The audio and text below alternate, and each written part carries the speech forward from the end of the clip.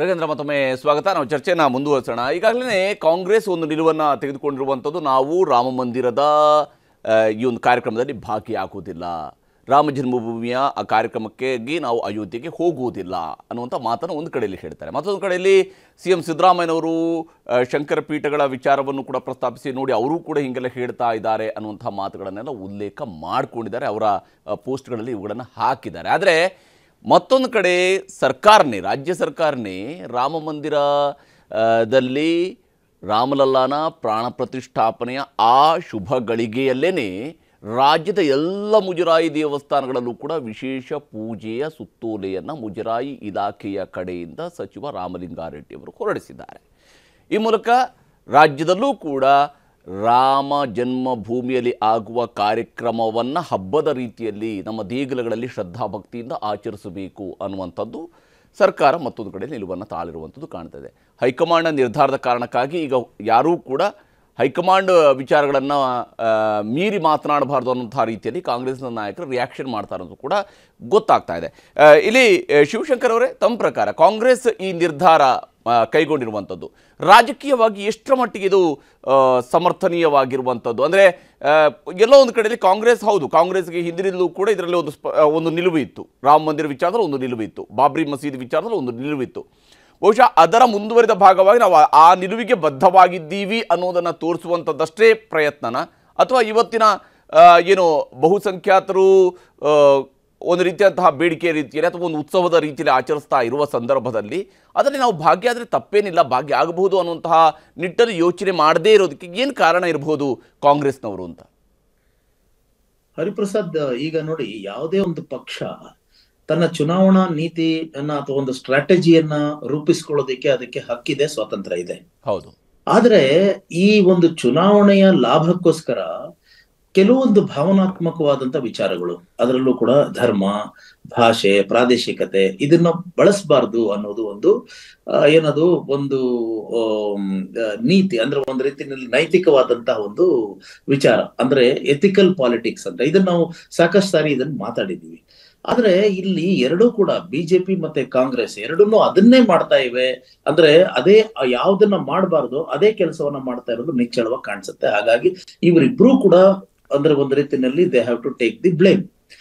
ಆದ್ರೆ ಇಲ್ಲಿ ಏನಾಗುತ್ತೆ ಮೇಲ್ನೋಟಕ್ಕೆ, ಈಗ ಈಗಿನ ರಾಮ ಮಂದಿರದ ಪರಿಸ್ಥಿತಿನಲ್ಲಿ ಬಿಜೆಪಿ ಸ್ವಲ್ಪ ಕೈ ಮೇಲಾದ ಹಾಗಿದೆ ಅಂತ. ಅಂದ್ರೆ ಯಾಕಂದ್ರೆ ಅವರು ಇವಾಗ ಅಯೋಧ್ಯೆಯಲ್ಲಿ ರಾಮ ಮಂದಿರವನ್ನ ಕಟ್ಟದಂತಹ ಒಂದು ಕಟ್ತೀವಿ ಅನ್ನುವಂತ ಒಂದು ಕೊಟ್ಟಂತ ಮಾತನ್ನ ಉಪಯೋಗಿಸ್ಕೊಂಡ, ಅಂದ್ರೆ ನಡೆಸ್ಕೊಟ್ಟ ಹಾಗೆ ಅದಕ್ಕೆ ತಕ್ಕ ಹಾಗೆ ಅದು ಉದ್ಘಾಟನೆಗೋಸ್ಕರ ಒಂದು ರೀತಿಯಲ್ಲಿ ಹಬ್ಬದ ವಾತಾವರಣ ಸೃಷ್ಟಿ ಮಾಡೋದ್ರ ಮೂಲಕ ಜನಗಳಲ್ಲಿ ಒಂದು ರೀತಿ ಭಾವನೆಯನ್ನ ಉದ್ದೀಪನಗೊಳಿಸ್ತಾ ಇದ್ದಾರೆ.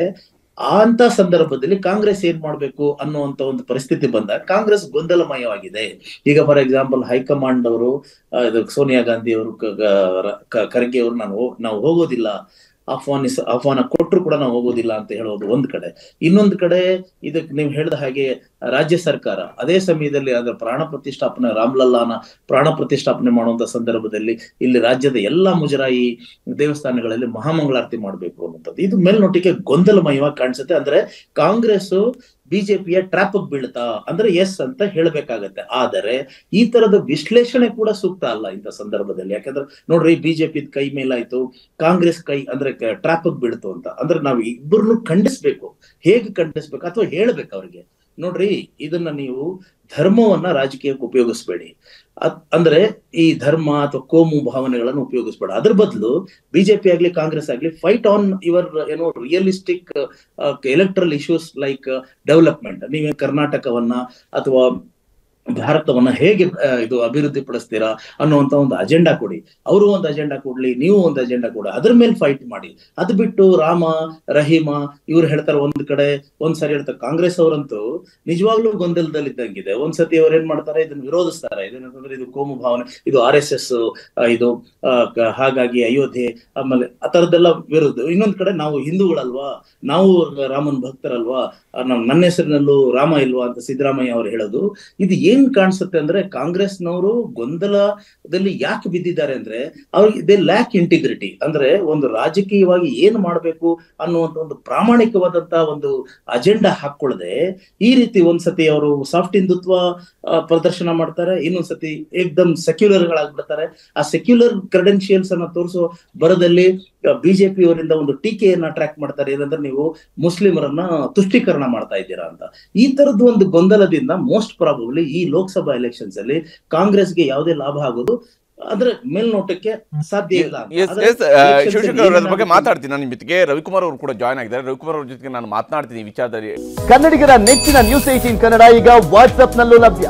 ಕರ್ನಾಟಕ, ದೇಶ ವಿದೇಶಗಳ 360 ಡಿಗ್ರಿ ಸುದ್ದಿಯ ವಿವರಗಳನ್ನ ನಿಮ್ಮ ಕೈ ಬೆಳುಗಳಲ್ಲೇ ಪಡಿಲಿಕ್ಕೆ ಈ QR ಕೋಡ್ ಅನ್ನ ಸ್ಕ್ಯಾನ್ ಮಾಡಿ, ನಮ್ಮ ಚಾನಲ್ ಫಾಲೋ ಮಾಡಿ, ನೋಟಿಫಿಕೇಶನ್ ಆನ್ ಮಾಡಿ.